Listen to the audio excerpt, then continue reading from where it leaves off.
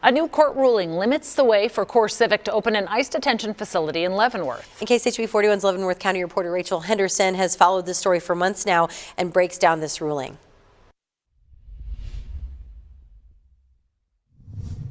A Friday ruling from the Kansas Court of Appeals means that the city of Leavenworth can now have the final say in whether or not CoreCivic gets a special use permit and opens an ICE detention facility here in town. The dread of what could come and the weight of the responsibility. These are heavy lifts for Dan McIntosh. He can't help but get emotional over what he sees as a morality issue. Just a sense of basic decency. Dan opposes CoreCivic opening an ICE detention center in Leavenworth.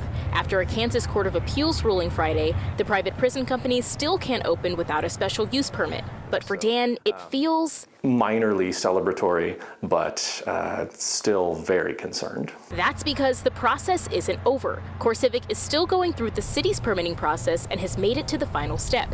It's the city that'll now determine if it'll grant CoreCivic a special use permit or not. The companies promised to bring in about 300 new jobs. We're bringing some jobs, but at what cost? I think it's a good thing. For Amy Covey, the economic cost is just as important. I've seen the arguments as far as the moral issue on how inmates are potentially treated there. And I understand those concerns, and that definitely should have a very close eye on that. But she still believes that CoreCivic can add to the county's tax base. I really think we should give them the chance. We don't have an avenue for a lot of big companies to come in right now. For both Dan and Amy, the wait continues until March 10th. That's when the city votes to decide if CoreCivic will get a special use permit. Rachel Henderson, KSHB 41 News. And we've followed this CoreCivic story since the beginning. We've continued to follow it because you told us it's important to you. In fact, we heard that at one of our Let's Talk events that happened to be in Leavenworth last July.